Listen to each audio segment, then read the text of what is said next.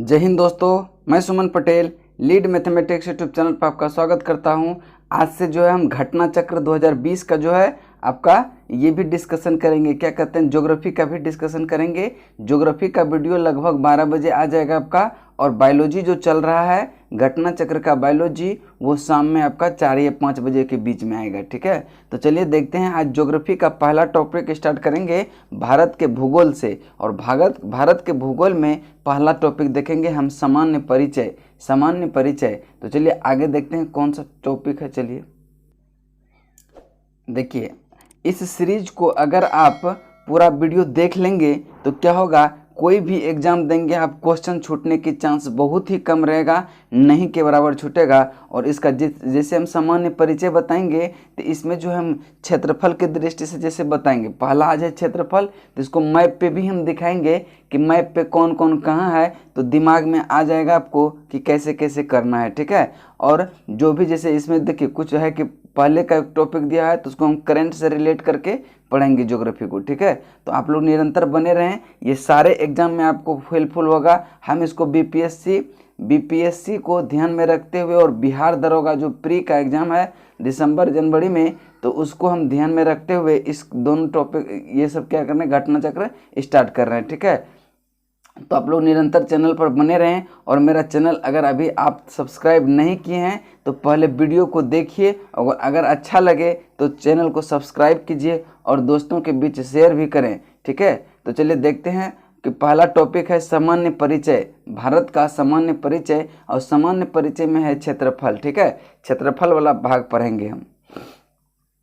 तो देखिए पहला पॉइंट है, पॉइंट वाइज देखिए, पहले हम इसका क्या करेंगे, पॉइंट वाइज डिस्कशन कर लें इंपॉर्टेंट फैक्ट्स को, फिर हम क्वेश्चन पे आएंगे। ठीक है, तो भारत विश्व में क्षेत्रफल की दृष्टि से सातवां जनसंख्या की दृष्टि से दूसरा बड़ा देश है। अगर पूछेगा कि भारत जो है क्षेत्रफल की दृष्टि से कितना स्थान है भारत का, तो 7वां बड़ा देश है। और अगर हम बात करें किसका, कि जनसंख्या की दृष्टि से दूसरा स्थान पर है, जबकि पहला स्थान पे कौन है, चीन है। अब देखेंगे तो पहला स्थान पे कौन है, देखिए क्षेत्रफल की दृष्टि से पहला स्थान पर रूस है, फिर कनाडा, फिर अमेरिका, चौथा पे चीन है, पांचवा पे ब्राजील, छठा पे ऑस्ट्रेलिया, और सातवां पे भारत है। सारे को मैप पे भी दिखाएंगे, आप लोग टेंशन ना लें।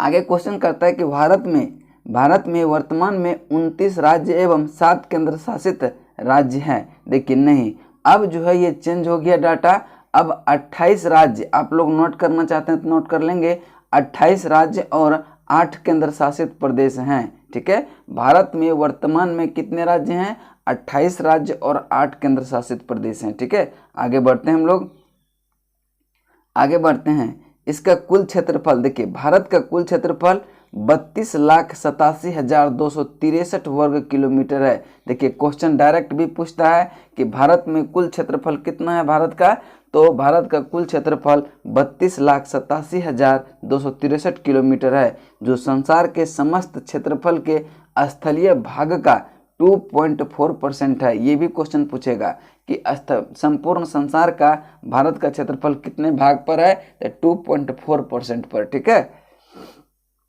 नेक्स्ट देखते हैं। नेक्स्ट पॉइंट है, कहता है कि भारत में संपूर्ण विश्व की 17.5% जनसंख्या निवास करती है। कहेगा कि संपूर्ण विश्व के जनसंख्या का भारत में कितने प्रतिशत जनसंख्या निवास करती है, 17.5%। ठीक है, 17.5%। ये आंकड़ा जो है 2011 के जनगणना के अनुसार लिया गया है। अब देखेंगे, कहता है कि भारत के मुख्य भूमि का विस्तार उत्तर से दक्षिण तक, भारत के मुख्य भूमि के विस्तार जो है, जैसे उत्तर ऊपर में है और नीचे क्या हो गया, दक्षिण, ऐसे अगर विस्तार देखें तो कितना है, 3214 किलोमीटर है। जबकि पूर्व से पश्चिम, जबकि पूरब इधर पड़ता है और पश्चिम इधर, तो पूरब से पश्चिम अगर करें इसका, तो ये जो है 2933 किलोमीटर है। अगर उत्तर से दक्षिण पूछे तो 3214, और अगर पूरब से पश्चिम पूछे तो 2933 किलोमीटर इसका विस्तार है। तो देखिए अब कुछ मैप में देख लेते हैं हम लोग कि पहला स्थान जनसंख्या क्षेत्रफल की दृष्टि से किसका है। देखिए आपका ये वाला जो है ना, ये रूस है, यहाँ पे क्या है, रूस है। रूस के जस्ट आप बाएं जाइएगा तो बाएं जाएंगे देखेंगे यहाँ पे कनाडा दिख रहा है, ये कनाडा है। पहला पे कौन हो गया? रूस। दूसरा पे कौन हो गया? कनाडा। तीसरा पे क्या हो गया? यूएसए। देखिए यूएसए यहीं पे है, यूएसए। पहला क्या हो जाएगा? रूस। दूसरा हो जाएगा क्या? कनाडा। तीसरा पे चल जाएंगे हम यूएसए। तीसरा पे क्या चल जाएंगे? यूएसए। और चौथा यहाँ पे देखिए भारत के बगल में है चीन, भारत के बगल में चीन है। और पांचवा फिर देखेंगे साउथ अमेरिका का एक देश है ब्राज़ील। छठा पे देखेंगे यहाँ पे है आपका कौन सा? छठा पे है कौन सा? छठा पे ऑस्ट्रेलिया है। और सातवां पे हमारा प्यारा भारत है जो कि 7वां स्थान पर है। ठीक है, तो आपका राइट देखिए इसमें सारा समझ गए होंगे कि मैप पे देखेंगे कौन कौन सा कहाँ है। देख लिया आप, यहाँ पे क्या है? रूस है, ये कनाडा है, यहाँ पे यूएसए है। और देखिए यूएसए और कनाडा ये उत्तरी अमेरिका महाद्वीप का देश है। और रूस जो है ये एशिया का देश है। और भारत भी क्या है? एशिया का ही देश है।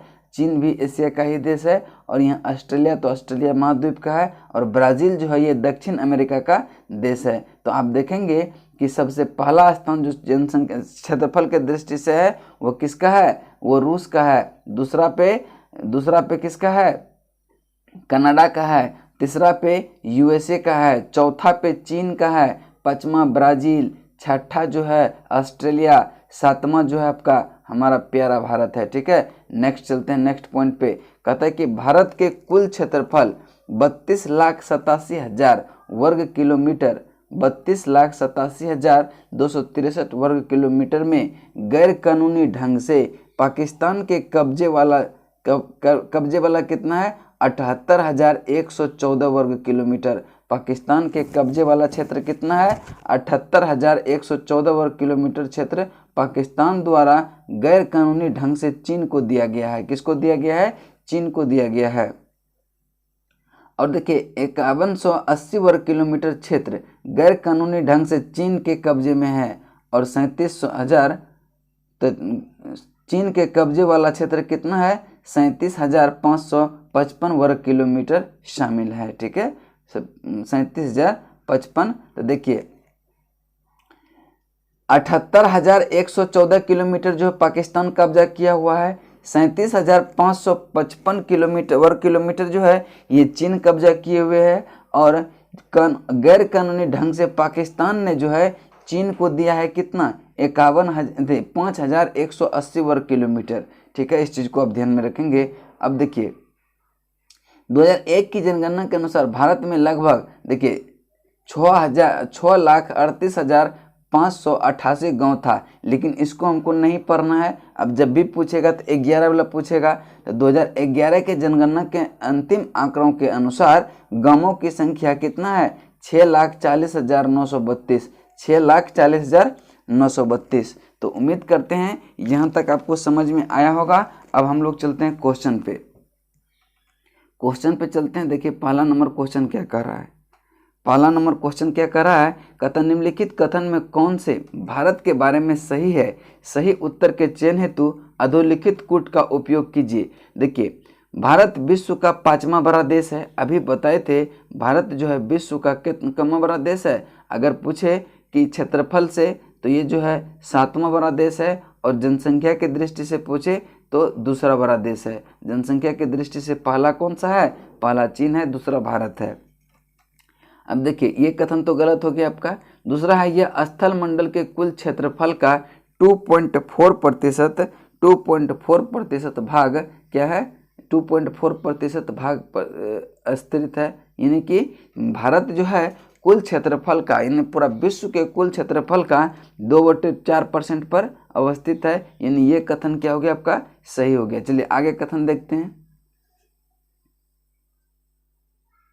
आगे कथन देखते हैं कि समूचा भारत जो है उष्णकटिबंधीय है। नहीं, समूचा भारत उष्णकटिबंधीय नहीं है। समूचा भारत जो है उष्णकटिबंधीय नहीं है।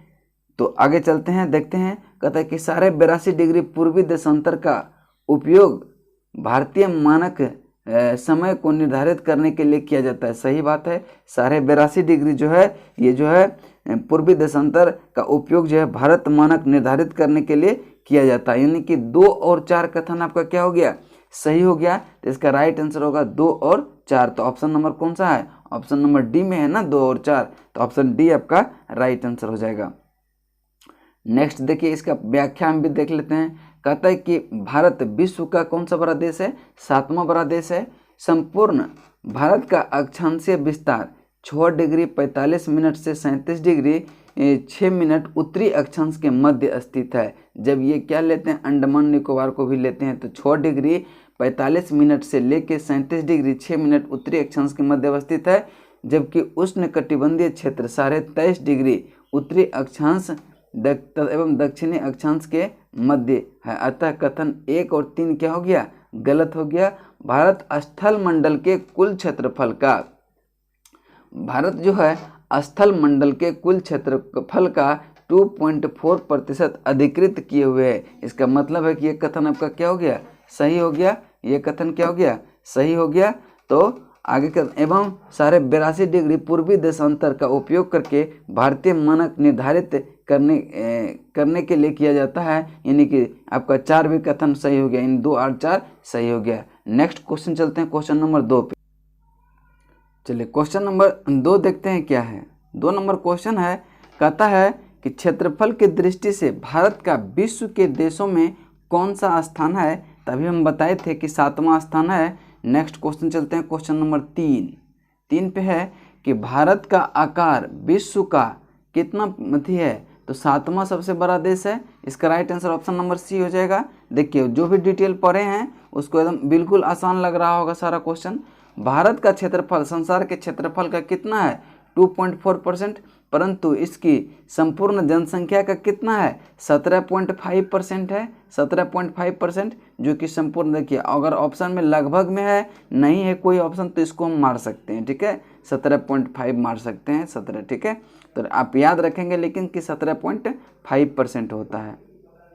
ये देखिए जो दिया है ये बीपीएससी 1994 का क्वेश्चन है, लेकिन 2011 के जनगणना के अनुसार जो है कितना हो गया है, 17.5, ठीक है। अगला क्वेश्चन चलते हैं, इसकी कुछ व्याख्या है, इसको हम लोग देख लेते हैं। कहता है भारत का क्षेत्रफल कितना है, 32,87,263 वर्ग किलोमीटर, जो संसार के समस्त क्षेत्रफल के स्थलीय भाग का लगभग 2.4% है। जबकि भारत में संपूर्ण विश्व की 17.5% 2011 के जनगणना के अंतिम आंकड़ों के अनुसार जनसंख्या निवास कर रही है। कितना निवास कर रही है, संपूर्ण विश्व का 17.5% जनसंख्या जो है भारत में निवास कर रही है। तो चलिए देखते हैं अगला क्वेश्चन। कहता है कि भारतवर्ष में लगभग कितने गांव हैं। तभी हम बताए थे कि भारतवर्ष में 2011 के जनगणना के अनुसार 6,40,932 6,40,932 गांव है, जो कि ऑप्शन में 6,30,000। देखिए लगभग में कोई नहीं आ रहा है, तो इसका मतलब इनमें से कोई नहीं है, तो इसका डी मार सकते हैं, ऑप्शन नंबर डी। देखिए इसकी व्याख्या पे चलते हैं। कहता है कि 2011 के जनगणना के अंतिम आंकड़ों के अनुसार भारत में गांवों की संख्या जो है कितना है, 6,40,932 है। नेक्स्ट क्वेश्चन चलते हैं। कहता है निम्नलिखित जोड़ों में कौन सा जोड़ा सही नहीं है, कौन सा जोड़ा सही नहीं है। भारत का कुल क्षेत्रफल 3.28 मिलियन वर्ग किलोमीटर है, सही है। भारत का अक्षांशीय विस्तार 8 डिग्री 4 मिनट से लेके 37 डिग्री 6 मिनट तक होता है, ये भी सही है आपका, चूँकि कन्याकुमारी से लेके जम्मू कश्मीर तक ये वाला आता है 8 डिग्री 4 मिनट से 37 तक। और अगर अंडमान निकोबार से लेते हैं तो 6 डिग्री 45 मिनट से शुरू होता है, ठीक है। तो यहाँ पे ठीक है ये। और भारत का रेखीय विस्तार 68 डिग्री 7 मिनट से 97.25 तक है, ये भी आपका क्या है, सही है। कहता है भारत में राज्यों की संख्या 26 है, नहीं, भारत में राज्यों की संख्या कितनी है, 28, और केंद्र शासित प्रदेश की संख्या कितनी है, 8 है। इस चीज़ को भी आप ध्यान में रखेंगे। देखिए भारत का भौगोलिक क्षेत्रफल 3.28 मिलियन वर्ग किलोमीटर है। इसका विस्तार अक्षांशीय विस्तार 8 डिग्री 4 मिनट नॉर्थ से 37 डिग्री 6 मिनट नॉर्थ तक है, तथा देशीय विस्तार जो है कितना है, 68 डिग्री 7 मिनट से 97 डिग्री 25 मिनट तक है। भारत में कुल 29 राज्य एवं 7 केंद्र शासित प्रदेश नहीं है। यहाँ पे क्या हो गया, अब 28 राज्य और 8 केंद्र शासित प्रदेश हो गया। इस चीज़ को आप ध्यान में रखेंगे। कौन कौन सा प्रदेश है वो सारे हम आगे में बताएंगे। तो चलिए अब चलते हैं अक्षांशीय विस्तार पे। अक्षांशीय विस्तार पे चलते हैं तो देखेंगे दूसरा टॉपिक है आपका अक्षांशीय विस्तार। ठीक है, अक्षांशीय विस्तार। तो चलिए देखते हैं। कहता है कि भूपृष्ठ पर विषुवत रेखा से उत्तर या दक्षिण दिशा में स्थित किसी भी बिंदु की पृथ्वी के केंद्र से मापी गई कोणीय दूरी को क्या कहते हैं, अक्षांश कहते हैं। क्या कहते हैं, अक्षांश कहते हैं। एक बार फिर से हम बोलते हैं कि भूपृष्ठ पर विषुवत रेखा से, देखिए ये वाला पृथ्वी हुआ आपका मान लीजिए, और ये आपका विषुवत रेखा।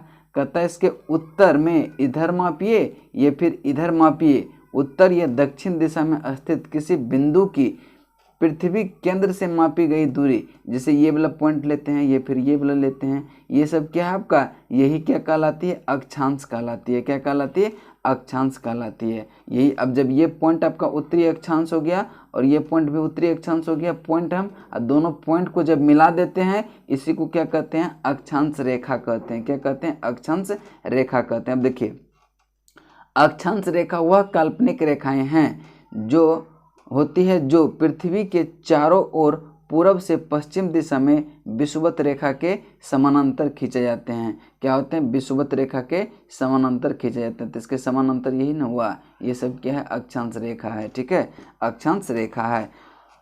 अक्षांश के अंशों, मिनटों और सेकंडों को दर्शाया जाता है। अक्षांश को बोलेगा किन किन चीज में दर्शाया जाता है, तो अंशों में, मिनटों में और सेकंडों में। अंश का मतलब क्या, एंगल, डिग्री, मिनट का मतलब मिनट और सेकंड का मतलब सेकंड ही। ठीक है, अब नेक्स्ट पॉइंट चलते हैं। कहता है पृथ्वी को 2 बराबर भागों में बांटने वाले 0 डिग्री अक्षांश को क्या कहते हैं, भूमध्य रेखा कहते हैं। क्या कहते हैं, भूमध्य रेखा कहते हैं। जैसे ये मान लीजिए पृथ्वी हो गया, 0 डिग्री अक्षांश रेखा यही ना है, इसको क्या कहते हैं, इसी रेखा को क्या कहते हैं, भूमध्य रेखा कहते हैं। क्या कहते हैं, भूमध्य रेखा कहते हैं। विषुवत वृत्त या भूमध्य रेखा उत्तरी भाग को उत्तरी गोलार्ध, देखिए जैसे ये पृथ्वी है और इसके उत्तरी भाग को क्या कहेंगे, नॉर्थ गोलार्ध कहेंगे, और दक्षिणी भाग को दक्षिणी गोलार्ध कहेंगे। क्या कहेंगे, उत्तरी भाग को उत्तरी गोलार्ध और दक्षिणी भाग को दक्षिणी गोलार्ध कहते हैं। भूमध्य रेखा के उत्तर में स्थित अक्षांश रेखा को उत्तरी अक्षांश रेखा कहते हैं। देखिए अब इसमें जो अक्षांश रेखा होगा उसको क्या कहेंगे, उत्तरी अक्षांश रेखा कहेंगे, और नीचे जो होगा उसको क्या कहेंगे, दक्षिणी अक्षांश रेखा कहेंगे। और भूमध्य रेखा के दक्षिण में स्थित अक्षांश रेखा को क्या कहेंगे, दक्षिणी अक्षांश रेखा कहेंगे। यहाँ तक सारे कॉन्सेप्ट उम्मीद करता हूँ कि क्लियर हो गया होगा। नेक्स्ट चलते हैं। अब देखिए कुछ मैपिंग से संबंधित है, मैप भी इसका हम देख लेते हैं थोड़ा सा।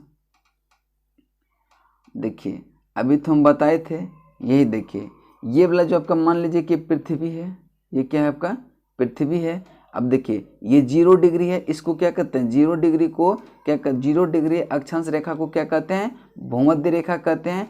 और देखिए उत्तरी गोलार्ध में जो भी अक्षांश रेखा है उसको क्या कहते हैं, इस ये वाला पूरा टर्म क्या हो गया, उत्तरी गोलार्ध हो गया, और ये पूरा टर्म क्या हो जाता है, दक्षिणी गोलार्ध हो जाता है। अब देखिए उत्तरी गोलार्ध में जो भी अक्षांश रेखा है उसको क्या कहते हैं, उत्तरी अक्षांश रेखा कहते हैं। और दक्षिणी गोलार्ध में जो भी अक्षांश रेखा है उसको क्या कहते हैं, दक्षिणी अक्षांश रेखा कहते हैं। यहीं पे तो था।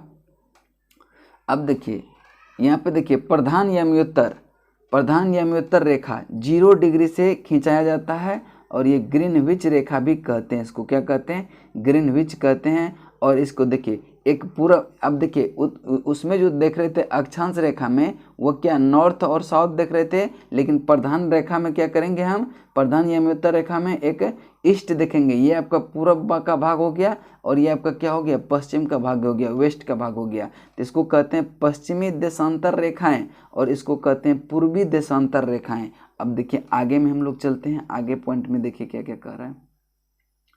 कहता है कि यदि एक अक्षांश रेखा को 1 डिग्री के अंतराल पर खींचा जाए तो उत्तरी अक्षांश गोलार्ध में 89 अक्षांश रेखाएं हैं। कितनी अक्षांश रेखाएं, 89 अक्षांश रेखाएं हैं। दक्षिणी गोलार्ध में भी कितना है 89 अक्षांश रेखाएं हैं।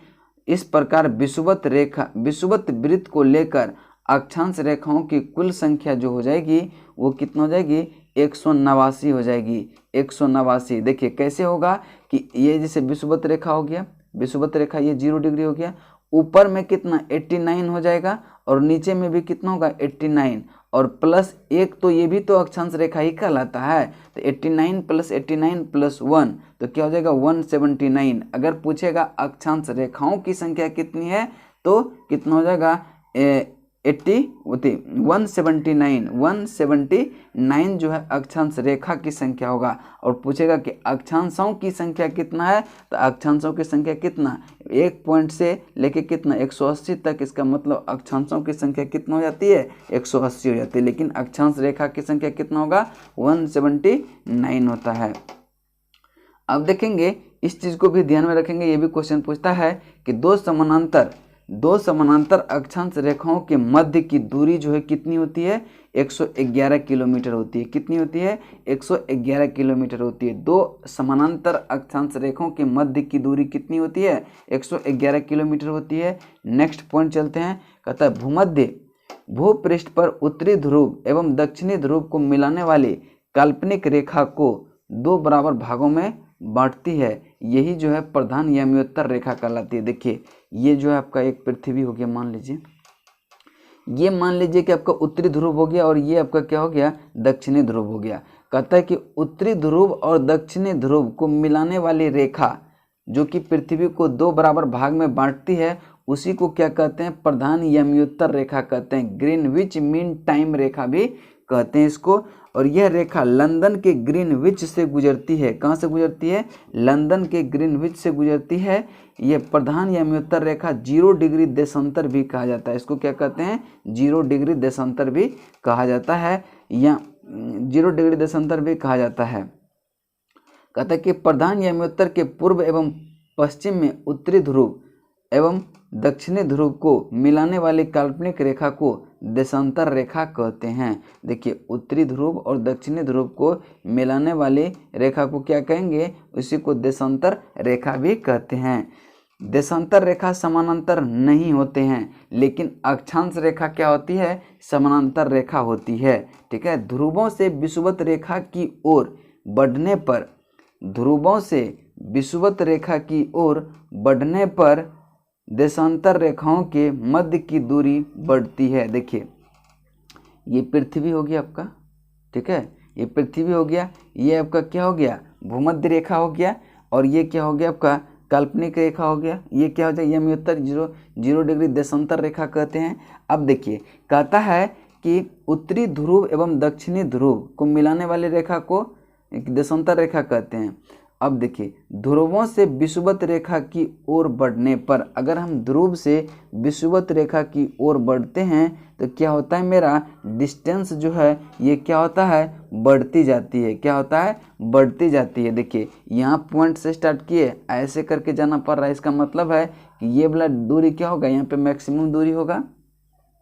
फिर जो है फिर दक्षिण में यहाँ से जैसे जाएंगे तो फिर घटते हुए जाएगा। ठीक है, अब देखिए आगे कहता है कि विषुवत रेखा पर देशांतर रेखाओं के बीच की अधिकतम दूरी जो है कितना हो जाती है 111.33 किलोमीटर। कितना होता है 111.33 किलोमीटर। देखिए ये वाला जो है ना ये विषुवत रेखा ये प्रधान, अब जो है यहाँ पे जो है दूरी जो होगा ये कितना हो जाता है 111.3 किलोमीटर 33 किलोमीटर। ठीक है, आगे चलते हैं। कहता है कि भारत पूर्णतया उत्तरी गोलार्ध में स्थित है। देखिए ये मान लीजिए पृथ्वी है आपका, ये आपका क्या है भूमध्य रेखा है, तो भारत जो है यहीं पे न कहीं स्थित है।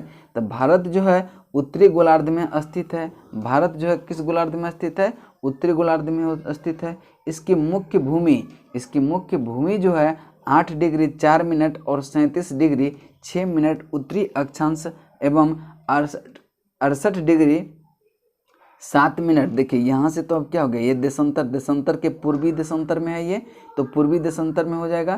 तो 68 डिग्री 7 मिनट और 97 डिग्री 25 मिनट पूर्वी देशांतर के मध्य फैली हुई है। उष्णकटिबंधीय क्षेत्र का विस्तार जो है 23.5 डिग्री उत्तरी एवं दक्षिणी अक्षांश के मध्य होती है। उष्णकटिबंधीय का क्षेत्र कितना होता है, विषुवत रेखा से जाएंगे 23.5 डिग्री ऊपर और 23.5 डिग्री नीचे को क्या कहेंगे, उत्तरी अक्षांशीय विस्तार क्या कहेंगे इसको, 23.5 डिग्री उत्तरी एवं दक्षिणी स्थान के विस्तार को क्या कहते हैं, उष्णकटिबंधीय क्षेत्र कहते हैं। और संपूर्ण भारत का विस्तार जो है 6 डिग्री 45 मिनट से लेकर 37 डिग्री 6 मिनट उत्तरी अक्षांश के मध्य है। अतः भारत का विस्तार जो है उष्ण एवं उपोष्ण दोनों कटिबंधों में है। चूँकि 23.5 डिग्री के बाद भी जो है भारत का विस्तार है, इसीलिए से उष्ण एवं उपोष्ण दोनों कटिबंध भारत में होता है। चलिए इस पे अब क्वेश्चन करते हैं हम लोग। क्वेश्चन देखते हैं क्या कहता है। कहता है कि भारत जो है विस्तृत है, भारत जो है विस्तृत है, भारत विस्तृत है। तो आप देखेंगे कि भारत जो है विस्तृत है 8 डिग्री 4 मिनट। देखिए यहाँ पे क्या दिया हुआ है, नॉर्थ और दक्षिण दिया हुआ है। तो क्या हो जाएगा, भारत जो है विस्तार है, इनमें से देखिए कोई ऑप्शन में होगा, नहीं होगा। भारत जो है अवस्थित है कौन कौन से बीच, 8 डिग्री 4 मिनट से लेके 37 डिग्री 6 मिनट उत्तरी अक्षांश। और अगर हम पूर्वी देशांतर की बात करें तो 68 डिग्री 7 मिनट से लेके 97.25 पूर्वी देशांतर में विस्तृत है भारत। ठीक है, तो यहाँ पे देखिए कोई ऑप्शन मेल नहीं खा रहा है, तो इसका राइट आंसर हो जाएगा डी। नेक्स्ट क्वेश्चन चलते हैं, क्वेश्चन नंबर 2। चलिए इसका विस्तार हम देख लेते हैं थोड़ा सा। कहता है कि भारत की मुख्य भूमि का विस्तार उत्तरी पूर्वी गोलार्ध में 8 डिग्री 4 मिनट उत्तर से लेके 37 डिग्री 6 मिनट उत्तरी अक्षांश तथा 68 डिग्री 7 मिनट पूर्व से लेके 97.25 पूर्वी देशांतर के मध्य है। कर्क रेखा भारत के लगभग बीचों बीच से होकर गुजरती है। स्पष्ट है कि कोई विकल्प उसमें सही नहीं था। देखिए कर्क रेखा के बारे में भी हम नेक्स्ट वीडियो में बताएंगे। चलिए अभी चलते हैं फिर। नेक्स्ट क्वेश्चन है सिक्किम से गुजरने वाला अक्षांश रेखा किस एक से भी होकर गुजरेगा। तो सिक्किम से गुजरने वाली रेखा, तो सिक्किम के देखेंगे कि सामने क्या हो जाता है आपका, सिक्किम के सामने हो जाता है क्या, राजस्थान से भी गुजरता है। तो यानी सिक्किम से गुजरने वाले अक्षांश रेखा राजस्थान से भी होकर गुजरता है। जिस जिले से 70 डिग्री पूर्वी देशांतर से गुजरती है वह कौन सा है। तो वह जो है कौन सा है, तो ये जैसलमेर से जो है 70 डिग्री पूर्वी देशांतर गुजरती है, जो कि ऑप्शन नंबर बी आपका राइट आंसर होगा।